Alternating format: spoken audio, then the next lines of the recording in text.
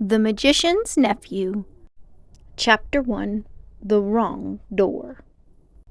This is a story about something that happened long ago when your grandfather was a child.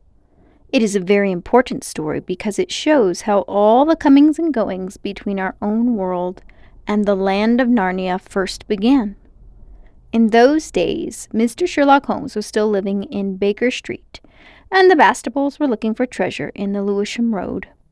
In those days, if you were a boy, you had to wear a stiff Eton collar every day, and schools were usually nastier than now. But meals were nicer, and as for sweets, I won't tell you how cheap and good they were because it would only make your mouth water in vain. And in those days, there lived in London a girl called Polly Plummer. She lived in one of a long row of houses which were all joined together.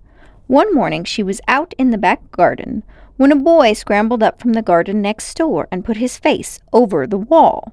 Polly was very surprised because up till now there had never been any children in that house, but only Mr. Ketterley and Miss Ketterley, a brother and sister, old bachelor and old maid, living together.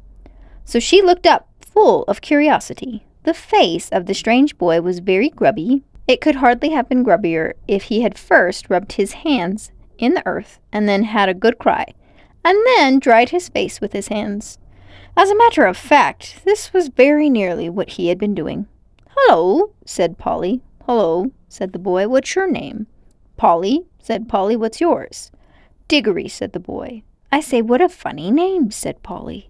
"It isn't half so funny as Polly," said Diggory. "Yes, it is," said Polly. "No, it isn't," said Diggory. "At any rate, I do wash my face," said Polly, "which is what you need to do, especially after—" And then she stopped. She had been going to say, "after you've been blubbing," but she thought that wouldn't be polite. "All right, I have then," said Diggory in a much louder voice, like a boy who was so miserable that he didn't care who knew he had been crying. "And so would you," he went on, "if you lived all your life in the country, and had a pony, and a river at the bottom of the garden, and then been brought to live in a beastly hole like this." "London isn't a hole," said Polly indigently. But the boy was too wound up to take any notice of her, and he went on. "And if your father was away in India, and you had to come and live with an aunt and uncle who's mad, who would like that? And if the reason was that they were looking after your mother, and if your mother was ill and was going to die." Then his face went the wrong sort of shape, as it does if you're trying to keep back your tears. "I didn't know. I'm sorry," said Polly humbly. And then, because she hardly knew what to say, and also to turn Diggory's mind to cheerful subjects, she asked, "Is Mr. Ketterley really mad?" "Well, either he's mad," said Diggory, "or there's some other mystery. He has a study on the top floor, and Aunt Letty says I must never go up there." "Well, that looks fishy to begin with. And then there's another thing. Whenever he tries to say anything to me at meal times, he never even tries to talk to her. She always shuts him up. She says, 'Don't worry the boy, Andrew,' or 'I'm sure Diggory doesn't want to hear about that.' Or else, 'Now, Diggory, wouldn't you like to go out and play in the garden?' What sort of things does he try to say? I don't know. He never gets far enough. But there's more than that. One night, it was last night, in fact, as I was going past the foot of the attic stairs on my way to bed, and I don't much care for going past them either, I'm sure I heard a yell. Perhaps he keeps a mad wife shut up there. Yes, I've thought of that. Or perhaps he's a coiner. Or he might have been a pirate, like the man at the beginning of Treasure Island, and be always hiding from his old shipmates." "How exciting," said Polly. "I never knew your house was so interesting." "You may think it interesting," said Diggory, "but you wouldn't like it if you had to sleep there. How would you like to lie awake listening for Uncle Andrew's step to come creeping along the passage to your room? And he has such awful eyes." That was how Polly and Diggory got to know one another. And, as it was just the beginning of the summer holidays, and neither of them was going to the sea that year, they met nearly every day. Their adventures began chiefly because it was one of the wettest and coldest summers there had been for years, That drove them to do indoor things. You might say indoor exploration. It is wonderful how much exploring you can do with a stump of a candle in a big house, or in a row of houses. Polly had discovered long ago that if you opened a certain little door in the box room attic of her house, you would find the cistern and a dark place behind it which you could get into by a little careful climbing. The dark place was like a long tunnel with brick wall on one side and sloping roof on the other. In the roof there were little chunks of light between the slates. There was no floor in this tunnel. In the roof there were little chunks of light between the slates. There was no floor in this tunnel. You had to step from rafter to rafter, and between them there was only plaster. If you stepped on this, you would find yourself falling through the ceiling of the room below. Polly had used the bit of the tunnel just beside the cistern as a smuggler's cave. She had brought up bits of old packing cases and the seats of broken kitchen chairs and things of that sort, and spread them across from rafter to rafter so as to make a bit of a floor. Here she kept a cash box containing various treasures and a story she was writing, and usually a few apples. She had often drunk quite a bottle of ginger beer in there. The old bottles made it look more like a smuggler's cave. Diggory quite liked the cave. She wouldn't let him see the story, but he was more interested in exploring. "Look here," he said, "how long does this tunnel go on for? I mean, does it stop where your house ends?" "No," said Polly. "The walls don't go out to the roof. It goes on. I don't know how far." "Then we could get the length of the whole row of houses." "So we could," said Polly. "And oh, I say, what? We could get into the other houses." "Yes, and get taken up for burglars? No, thanks." "Don't be so jolly clever. I was thinking of the house beyond yours." "What about it?" "Why, it's the empty one. Daddy says it's always been empty ever since we came here." "I suppose we ought to have a look at it then," said Diggory. He was a good deal more excited than you would have thought from the way he spoke, for of course he was thinking, just as you would have been, of all the reasons why the house might have been empty so long.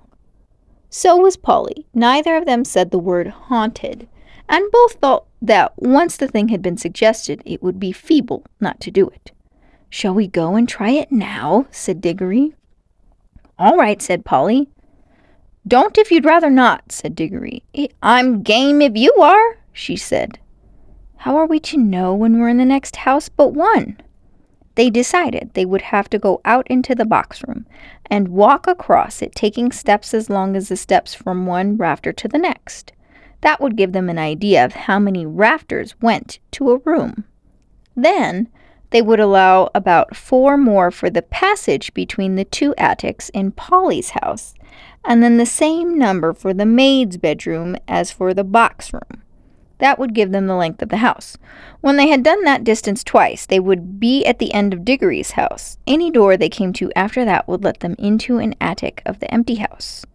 "But I don't expect it's really empty at all," said Diggory. "What do you expect?"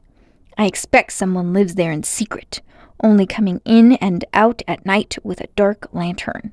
We shall probably discover a gang of desperate criminals and get a reward. It's all rot to say a house would be empty all those years unless there was some mystery."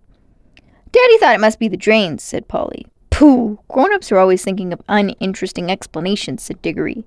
Now that they were talking by daylight in the attic instead of by candlelight in the smuggler's cave, it seemed much less likely that the empty house would be haunted. When they had measured the attic, they had to get a pencil and do a sum. They both got different answers to it at first, and even when they agreed, I am not sure they got it right. They were in a hurry to start on the exploration. "We mustn't make a sound," said Polly as they climbed in again behind the cistern. Because it was such an important occasion, they took a candle each. Polly had a good store of these in her cave. It was very dark and dusty and draughty, and they stepped from rafter to rafter without a word, except when they whispered to one another, "We're opposite your attic now," or "This must be halfway through our house." And neither of them stumbled, and the candles didn't go out. And at last they came where they could see a little door in the brick wall on their right. There was no bolt or handle on this side of it, of course, for the door had been made for getting in, not for getting out. But there was a catch. as there often is on the inside of a cupboard door, which they felt sure they would be able to turn. "Shall I?" said Diggory. "I'm game if you are," said Polly, just as she had said before. Both felt it was becoming very serious, but neither would draw back. Diggory pushed round the catch with some difficulty. The door swung open, and the sudden daylight made them blink. Then, with a great shock, they saw that they were looking not into a deserted attic, but into a furnished room. But it seemed empty enough. It was dead silent. Polly's curiosity got the better of her. She blew out her candle and stepped out into the strange room, making no more noise than a mouse. It was shaped, of course, like an attic, but furnished as a sitting room. Every bit of the walls was lined with shelves, and every bit of the shelves was full of books. A fire was burning in the grate. You remember that it was a very cold, wet summer that year. And in front of the fireplace, with its back toward them, was a high-backed armchair. Between the chair and Polly, and filling most of the middle of the room, was a big table piled with all sorts of things. Printed books, and books of the sort you write in, and ink bottles, and pens, and sealing wax, and a microscope. But what she noticed first was a bright red wooden tray with a number of rings on it. They were in pairs, a yellow one and a green one together, then a little space, and then another yellow one and another green one. They were no bigger than ordinary rings, and no one could help noticing them because they were so bright. They were the most beautifully shiny little things you can imagine. If Polly had been a very little younger, she would have wanted to put one in her mouth. The room was so quiet that you noticed the ticking of the clock at once. And yet, as she now found, it was not absolutely quiet either. There was a very, very faint humming sound. If vacuum cleaners had been invented in those days, Polly would have thought it was the sound of a hoover being worked a long way off, several rooms away and several floors below. But it was a nicer sound than that, a more musical tone, only so faint that you could hardly hear it. "It's all right, there's no one here," said Polly over her shoulder to Diggory. She was speaking above a whisper now, and Diggory came out blinking and looking extremely dirty, as indeed Polly was too. "This is no good," he said. "It's not an empty house at all. We'd better leave before anyone comes." "What do you think those are?" said Polly, pointing at the colored rings. "Oh, come on," said Diggory, "the sooner." He never finished what he was going to say, for at that moment something happened. The high-backed chair in front of the fire moved suddenly, and there rose up out of it, like a pantomime demon coming out of a trapdoor, the alarming form of Uncle Andrew.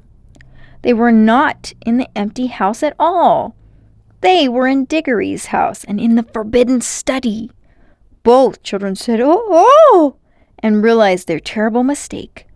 They felt they ought to have known all along that they hadn't gone nearly far enough. Uncle Andrew was tall and very thin. He had a long, clean-shaven face with a sharply pointed nose and extremely bright eyes and a great tousled mop of gray hair. Diggory was quite speechless, for Uncle Andrew looked 1,000 times more alarming than he had ever looked before. Polly was not so frightened yet, but soon she was, for the very first thing Uncle Andrew did was to walk across to the door of the room, shut it, and turn the key in the lock. Then he turned round, fixed the children with his bright eyes, and smiled, showing all his teeth. "There," he said, "now my fool of a sister can't get at you." It was dreadfully unlike anything a grown-up would be expected to do. Polly's heart came into her mouth, and she and Diggory started backing toward the little door they had come in by. Uncle Andrew was too quick for them. He got behind them and shut that door too, and stood in front of it. Then he rubbed his hands and made his knuckles crack. He had very long, beautifully white fingers. "I am delighted to see you," he said. "2 children are just what I wanted." "Please, Mr. Ketterley," said Polly, "it's nearly my dinner time, and I've got to go home. Will you let us out, please?" "No, not just yet," said Uncle Andrew. "This is too good an opportunity to miss. I wanted 2 children. You see, I'm in the middle of a great experiment. I've tried it on a guinea pig, and it seemed to work, but then a guinea pig can't tell you anything, and you can't explain to it how to come back. Look here, Uncle Andrew, said Diggory. It really is dinner time, and they'll be looking for us in a moment. You must let us out. Must, said Uncle Andrew. Diggory and Polly glanced at one another. They dared not say anything, but the glances meant, Isn't this dreadful? And we must humor him. If you let us go for dinner now, said Polly, we could come back after dinner. Ah, but how do I know that you would? Said Uncle Andrew with a cunning smile. Then he seemed to change his mind.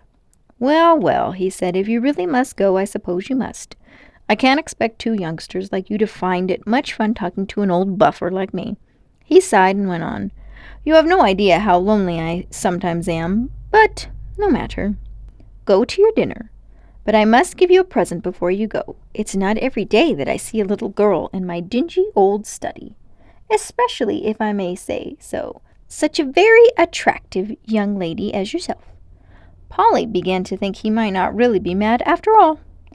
Wouldn't you like a ring, my dear? Said Uncle Andrew to Polly. Do you mean one of those yellow or green ones? Said Polly. How lovely! Not a green one, said Uncle Andrew. I'm afraid I can't give the green ones away. But I'd be delighted to give you any of the yellow ones, with my love. Come and try one on. Polly had now quite got over her fright and felt sure that the old gentleman was not mad, and there was certainly something strangely attractive about those bright rings. She moved over to the tray. Why, I declare, she said, that humming noise gets louder here. It's almost as if the rings were making it. What a funny fancy, my dear, said Uncle Andrew with a laugh. It sounded a very natural laugh, but Diggory had seen an eager, almost greedy look on his face. Polly, don't be a fool, he shouted. Don't touch them. It was too late. Exactly as he spoke, Polly's hand went out to touch one of the rings, and immediately, without a flash or a noise or a warning of any sort, there was no Polly. Diggory and his uncle were alone in the room. Okay, friends, hopefully you really enjoyed this chapter. If you did, please hit the thumbs up and subscribe, and I'll see you next time.